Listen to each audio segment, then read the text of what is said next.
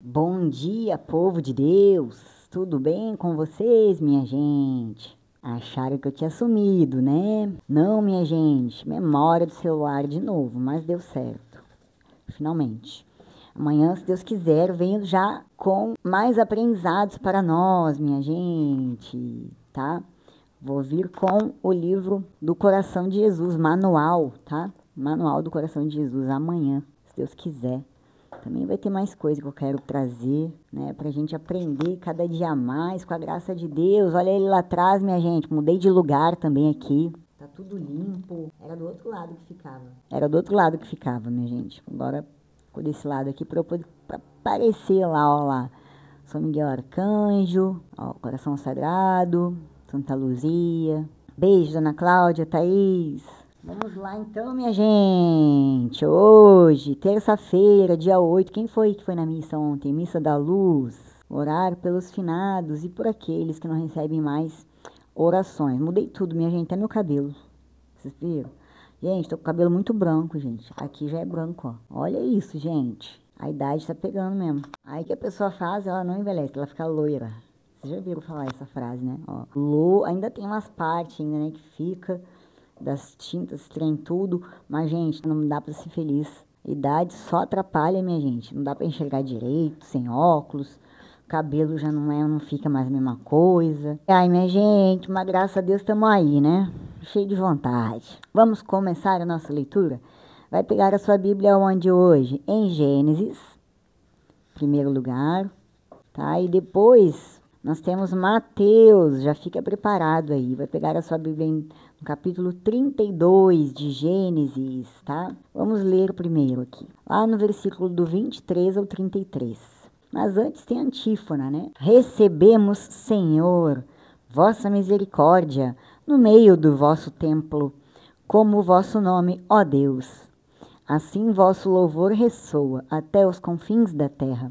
Vossa destra está cheia de justiça. Amém. A vida cristã é uma luta espiritual sem trégua. Por ela, buscamos abrir-nos à ação de Deus e colaborar com Ele. Para expulsar as forças do mal, celebremos com fé, dispostos a socorrer as pessoas cansadas e abatidas, como ovelhas que não têm pastor. Em nome do Pai, do Filho e do Espírito Santo, nosso bom Senhor Jesus, tenha misericórdia dos teus filhos, Senhor. Hoje é segunda-feira, dia de missa da luz. Que o Senhor possa, meu Pai, tenha misericórdia daqueles que estão no purgatório. Alivia o sofrimento, Senhor. E daqueles que aqui perderam seus entes queridos, que estão passando pelo luto, pela dor, pelo costume, porque você desacostumar de estar com um ente querido é muito triste, é muito difícil. Que Deus possa abençoar. Santa Virgem Maria, Mãe de nosso Senhor, interceda por nós em favor daqueles que mais necessitam de vós, Mãe. Nossa Mãe eterna, nossa Mãe maravilhosa, intercede por nós. Arcanjo Miguel, muito obrigada pela sua proteção, Arcanjo. Nos proteja sempre. Assim seja. Amém. Shalom. Vamos para a leitura. Pegou sua Bíblia já, minha gente? Ó, hoje eu tô com a liturgia diária, tá? Mas tem a Deus conosco também, a mesma coisa, tá, gente? Então vamos lá, minha gente querida. Gênesis capítulo 32, do versículo 23 ao 33. Leitura do livro do Gênesis. Naqueles dias, Jacó levantou-se, ainda de noite, tomou suas 2 mulheres, as 2 escravas e os 11 filhos, e passou o val do Jaboque. Depois de tê-los ajudado a passar a torrente e atravessar tudo o que lhe pertencia, Jacó ficou só, e eis que um homem se pôs a lutar com ele até o raiar da aurora. Vendo que não podia vencê-lo, este tocou-lhe o nervo da coxa, e logo o tendão da coxa de Jacó se deslocou, enquanto lutava com ele. O homem disse a Jacó: larga-me, pois já surge a aurora. Mas Jacó respondeu: não te largarei, se não me abençoares. O homem perguntou-lhe: qual é teu nome? Respondeu: Jacó. Ele lhe disse: de modo algum te chamarás Jacó, mas Israel, porque tu lutaste com Deus e com os homens e venceste. Perguntou-lhe Jacó: dize-me, por favor, o teu nome. Ele respondeu: Por que perguntas o meu nome? E ali mesmo o abençoou. Jacó deu a esse lugar o nome de Fanuel, dizendo: Vi Deus face a face e foi poupada a minha vida. Surgiu o sol quando ele atravessava Fanuel e ia mancando por causa da sua coxa. Por isso, os filhos de Israel não comem até hoje o nervo da articulação da coxa, pois Jacó foi ferido neste nervo. Palavra do Senhor. Então, minha gente, lá no capítulo 32, do versículo do 23 ao 33, e peguei para antes, espera aí, minha gente. 32, capítulo 32, do versículo 23 ao 33. Como medida final de proteção própria naquela noite, Jacó colocou mais de uma barreira entre ele e Esaú, fazendo sua família e suas posses cruzarem o Jaboque, um tributário que fluía para o oeste e desaguava no rio Jordão a 24 quilômetros ao norte do Mar Morto. Talvez Jacó acreditasse que Esaú teria compaixão de suas mulheres e crianças e assim encerrasse sua perseguição. No versículo do 24 ao 30, agora Jacó experimentou seu terceiro e final encontro com Deus. Durante uma viagem, um homem considerado por israelitas posteriores como sendo Deus ou um anjo que tinha a autoridade do Senhor, lutou com o idoso patriarca até o romper do dia. A luta terminou quando o ser divino desconjuntou a junta da coxa de Jacó. O patriarca, ferido, mas ainda sem querer largar o ser, pediu que ele o abençoasse, declarando sua autoridade sobre Jacó. O ser celestial mudou o nome de Jacó para Israel, ligando o nome ao fato de que o patriarca lutou com Deus e com homens e prevaleceu. Jacó foi a terceira pessoa que teve seu nome mudado por Deus, junto com Abraão e Sara. A condição inferior do patriarca é refletida no fato de que, diferente do ser divino, que pediu o nome de Jacó e o obteve, Jacó foi incapaz de aprender o nome do ser célico. O homem renomeado agora chamou aquele lugar Peniel, ou Penuel, a face de Deus, porque ele tinha visto Deus face a face. Contudo, foi poupado da morte. Aqui nós fechamos até o 33, depois vem o capítulo 33, tá, minha gente? Então, aqui fechou. Vamos para a leitura e vamos ver, as duas leituras para ver qual a mensagem que temos, né, importante aqui. Agora, minha gente, não é a leitura, agora é aquela partezinha que a gente vai gravar na mente. Então, podemos ver que Jacó teve uma luta muito grande com um anjo, né? E essa luta é interpretada como um encontro com Deus ou um mensageiro divino. A luta resulta na mudança do nome de Jacó para Israel e uma bênção. Essa passagem é vista na tradição católica como um momento crucial na jornada espiritual de Jacó, simbolizando sua luta interior e sua transformação de enganador para um homem de fé. Minha gente, tudo tem jeito, né? Que se esforce. Então, a luta de Jacó com o anjo é vista como uma luta espiritual, onde ele confronta seus próprios limites e fraquezas. A mudança do nome para Israel, aquele que luta com Deus ou Deus luta, simboliza sua transformação e reconhecimento da sua dependência, né, de Deus. A bênção, o anjo abençoa Jacó e a história enfatiza que essa bênção é um dom de Deus. O nome do lugar. Jacó nomeia o lugar Peniel, face de Deus, para lembrar que ele viu a Deus face a face e sua vida foi poupada. A luta de Jacó com o anjo é frequentemente usada para ilustrar a importância da oração e da busca por Deus. A história também mostra que a transformação espiritual pode ser dolorosa e que a luta com as próprias fraquezas é parte do processo de crescimento de fé. A experiência de Jacó é vista como um exemplo de que a confiança em Deus e a busca por sua graça podem levar à vitória sobre o medo e a dúvida. Agora sim, vamos para a segunda leitura. Vamos lá, minha gente. Não podemos esquecer Santo Agostinho, tá?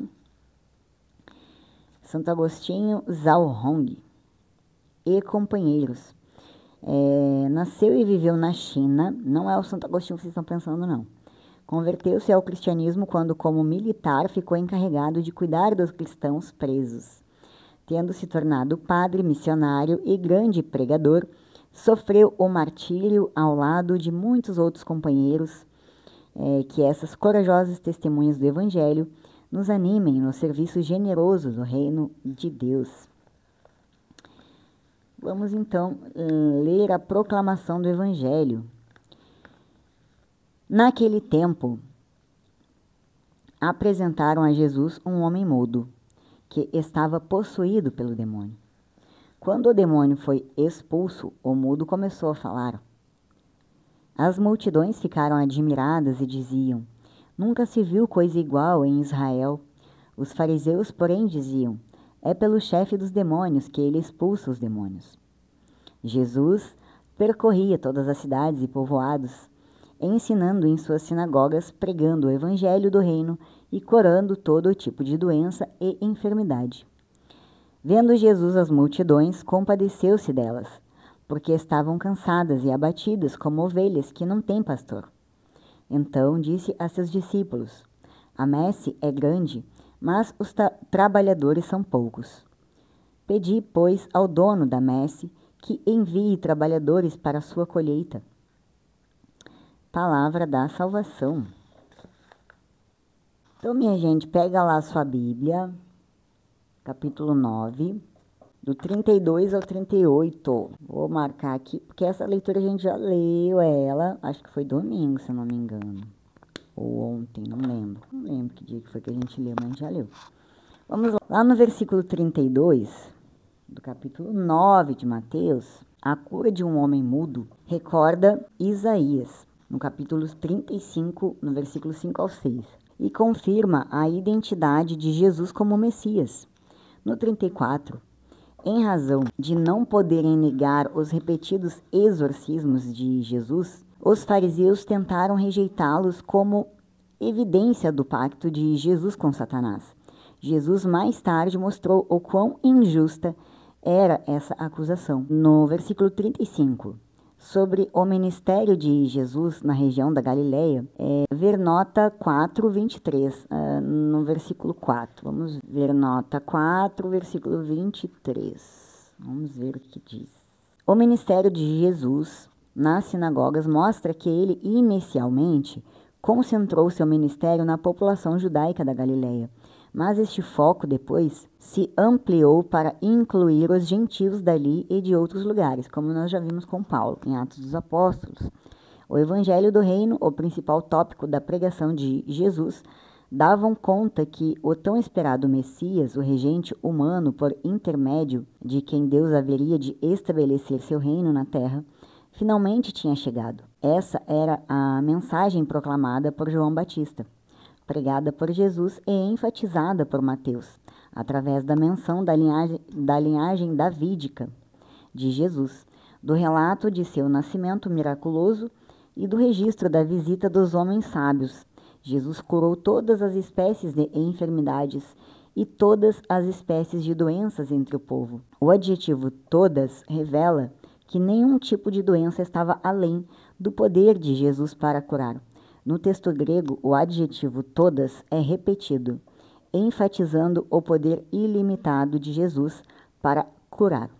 Voltamos agora lá para o versículo. Então, sobre o ministério de Jesus na região da Galileia, onde acabamos de ler, esses dois versículos que lemos agora há pouco, muito semelhantes, colocam entre parênteses Mateus, né, onde de Jesus ter curado todos os tipos de doença, né, como uma unidade literária singular.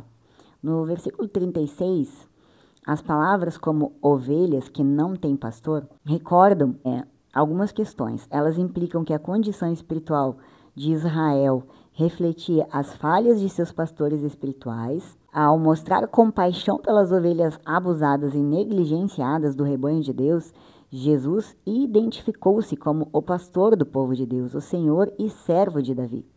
Você vai ver em Ezequiel, capítulo 34, versículo 11 ao 16, depois do versículo 20 ao 24, e também Mateus, capítulo 25, do versículo 26 ao 31. No último versículo, no 30, nós lemos até o 36, e era só até o 38. Vamos para o 38, que é o último, porque eu fiquei na dúvida aqui, gente. Último versículo. Ao enviar os 12, Jesus identificou-se como Senhor da Seara. Uma vez que textos do Antigo Testamento e paralelos rabínicos apresentavam Yahvé como o Senhor da colheita em descrições do julgamento escatológico, esta identificação implica fortemente a divindade de Jesus. Agora vamos para aquela parte para gravar na nossa mente. Vamos lá, minha gente. Para você gravar agora na sua mente, né, vimos que Jesus estava curando um homem possesso por um demônio que o impedia de falar. Jesus tirou o demônio e ele voltou a falar. E os fariseus o acusam, né, de ele ter o poder, mas de Satanás, não de Deus. Jesus, vendo a multidão como ovelhas sem pastor, sente compaixão e convoca seus discípulos a orar para que mais trabalhadores sejam enviados à colheita do reino. Colheita do reino de Deus, minha gente. Cura do possesso. A cura do homem mudo é um sinal do poder de Jesus sobre o mal e a doença, demonstrando a sua autoridade divina. Divisão entre a multidão e os fariseus. A reação da multidão que reconhece o poder de Jesus contrasta com a dos fariseus, que o acusam de usar poderes malignos. Essa divisão revela a dificuldade em aceitar o Messias e a resistência à sua mensagem. A compaixão de Jesus. Jesus, ao ver a multidão com ovelhas sem pastor, demonstra sua compaixão e seu desejo de cuidar do povo. Ele sempre compadece da condição humana, marcada pela dor e sofrimento, e a ausência de direção espiritual. Não é de agora, né, minha gente? Há muito tempo. O chamado à oração. Jesus convoca seus discípulos a orar para que mais trabalhadores sejam enviados à colheita, mostrando a importância da oração e do trabalho na propagação do reino de Deus. A colheita se refere à conversão e à salvação das almas. A necessidade de trabalhadores, quanta, né, minha gente? A imagem da colheita com poucos trabalhadores enfatiza a urgência da missão e a necessidade de mais pessoas engajadas na evangelização e no cuidado pastoral.